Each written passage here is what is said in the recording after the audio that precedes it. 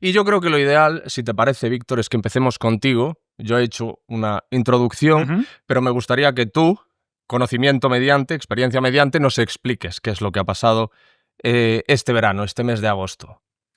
Bueno, este mes de agosto ha pasado lo que ya llevábamos advirtiendo durante bastante tiempo, desgraciadamente. A nivel europeo se han quemado 1 millón de hectáreas, casi el 70% se concentran en la península ibérica, entre España y Portugal.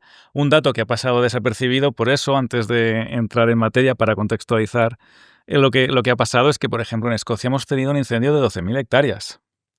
Los incendios en Galicia de mayores de 10.000 hectáreas antes del 2022 no los conocíamos. Pero en Escocia todavía mucho menos. Todavía es un clima más lluvioso, más frío. O sea, es un dato que yo creo que pone un poco los pelos de punta por el escenario al que nos estamos asomando, aunque bueno, luego ya veremos que el futuro no está escrito y que podemos hacer mucho, ¿no? por mitigar el problema. Pero en cualquier caso sí que estamos pues, a las puertas de un problema en ciernes que ya venía anunciándose durante bastantes décadas, desgraciadamente, y que pasa pues porque no hemos gestionado nuestro territorio, no hemos gestionado nuestro combustible. En los años 70, en el año 1979, hubo ya un incendio en Lloret de Mar, donde fallecieron más de 20 personas. Era un incendio de interfaz, parecido al que ha podido ocurrir aquí cerca en Tres Cantos o en muchos pueblos de Galicia, de Castilla y León. No tomamos medidas.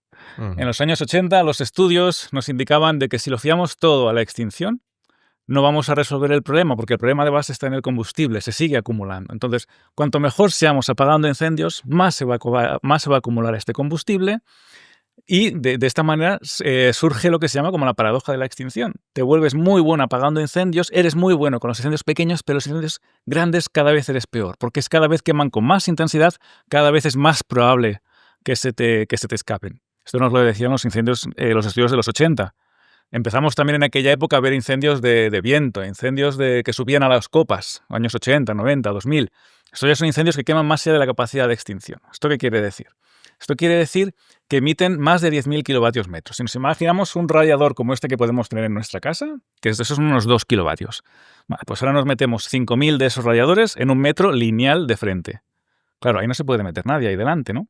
A partir de 2 metros y medio el ataque directo ya está desaconsejado. Es decir, ya no te puedes meter directo porque aquello ya no vas a hacer nada. Puedes hacer fuego técnico, puedes hacer otras maniobras, ¿no? Pero delante ya es bastante inefectivo lo que puedes hacer. Aquí estamos hablando de 10.000 kilovatios metro, mucho más, una intensidad mucho mayor. A partir de los años del año 2016 todavía vimos un giro de vuelta en el comportamiento y entran estos incendios que ahora se llaman de sexta generación. Lo vimos en primer lugar en Fort McMurray, en Canadá, luego lo vimos en el 2017 en Chile, en Portugal, llegó unos incendios que incluso en octubre llegaron a las puertas de Vigo con el huracán Ofelia. Estos incendios de sexta generación que llegan a quemar, el caso del incendio que hubo en junio del 2017 en Pedrógao Grande, fueron 5.000 hectáreas en 15 minutos. ¡Wow! 5.000 hectáreas en 15 minutos. Y los incendios de octubre del 2017, que estuvieron catalizados por este huracán Ofelia, quemaron de manera sostenida durante 12 horas a más de 10.000 hectáreas por hora. Lo que estamos viendo es sencillamente la continuación de este proceso que se inicia con el abandono rural, que nos empieza a crear problemas en los años 60, en los años 70. De hecho, aquí en los años 60 en Madrid había una base de la NASA que luego estuvo involucrada en el lanzamiento del satélite, que luego, el cohete que fue luego a la Luna por primera vez. Y esa estación de la NASA ya estuvo amenazada por un incendio en la década de los 60, ¿no? Entonces, no podemos decir que esto sea algo nuevo, es algo que se está agravando porque cada vez tenemos más combustible y el clima se está volviendo cada vez más riguroso, está apretando cada vez más.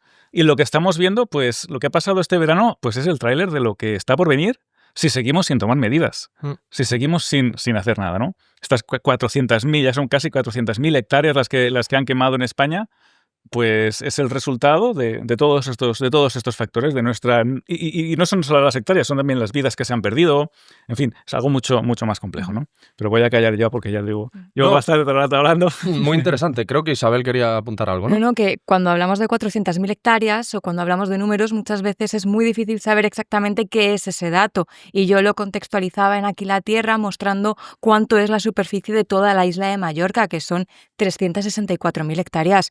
Es que, claro, estamos hablando de que en España se ha quemado este verano más o menos lo que viene siendo la isla de Mallorca entera y prácticamente de forma íntegra en solo el mes de agosto. De hecho, a comienzos de agosto veníamos con una superficie quemada que venía siendo más o menos la media, aunque realmente en este tema no sé si estáis de acuerdo conmigo que hacer a lo mejor la media es un poco tramposo, porque hay años que hay más combustible, hay unas condiciones que favorecen que haya más incendios, otros que hay menos, etcétera. Entonces a lo mejor una media es un poco tramposa, ¿no? Porque hay mucha variabilidad. ¿Cómo lo veis eso? Sí. No lo sé. Por La eso, o sea, pregunto. acumulación de combustibles, a ver, es algo que es más a largo plazo. O sea, no es un año hay más combustible, otro año hay menos. Claro. Lo que hay es menos humedad en el combustible.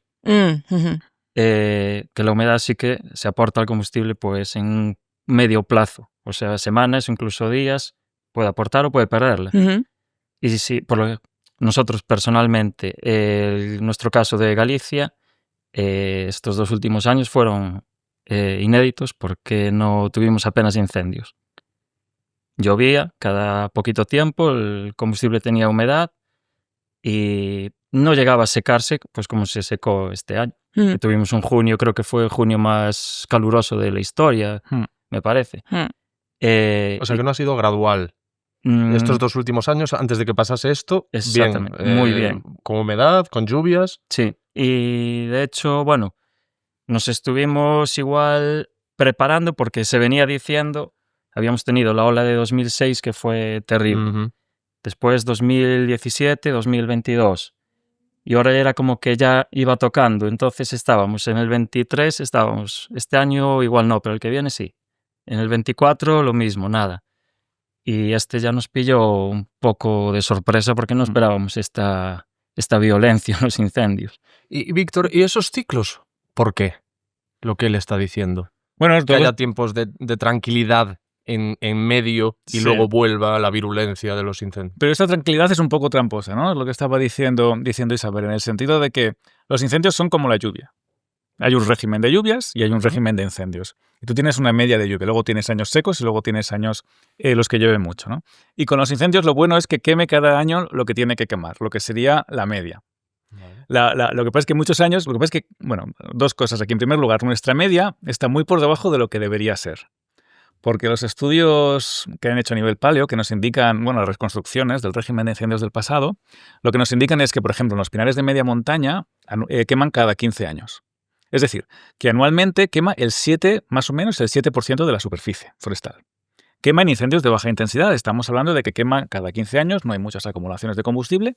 Son unos incendios que básicamente es como si fuera una fertilización y una irrigación, porque quita competencia a los árboles, tienen más agua por árbol y las cenizas fertilizan. La media de incendios en España está en las 100.000 hectáreas, que vendría a ser el 0,3% de la superficie forestal. No, la media natural es el 7%. Nosotros, con extinguiendo los incendios, hemos bajado del 7% al 0,3%. Y luego tenemos estos años que podrían ser más aparentemente benignos, y estos años lo que hacen es que se acumula todavía más combustible. Anualmente tenemos esta deuda, que es un concepto que puede sonar un poco extraño. Tenemos una deuda, un déficit de área quemada. Debería quemar el 7% de la superficie de incendios que no dañan. Quema el 0,3%, principalmente en incendios grandes, porque en incendios que sí que dañan. Más del 80% del área quemada se concentra en los 50 a 60 grandes incendios que podamos tener. Y entonces, cuando hablamos de esta media, pues lo importante es eso, sería intentar conseguir o acercarnos a esa cifra de incendios que queman con baja intensidad sobre un área muy extensa, porque si no, lo único que estamos haciendo es acumular más y más combustible. Entonces, un año en el que ha habido una área quemada baja es una buena noticia. Bueno, no han habido desgracias, pero el combustible se acumula y el año que viene el incendio todavía puede ser más voraz de lo que ha sido, porque hay más combustible. No hemos gestionado ese combustible, por tanto, aunque este año no se haya quemado, es más carga para el año siguiente, que es un poco lo que estamos viendo. Los años 80, 90 quemó mucho, y en el año 94 llegamos al 500.000 hectáreas. Desde entonces hemos bajado el área quemada porque hemos invertido muchísimo en medios, cada vez tenemos medios con unas mejores estrategias, con más medios, más formados, ¿no?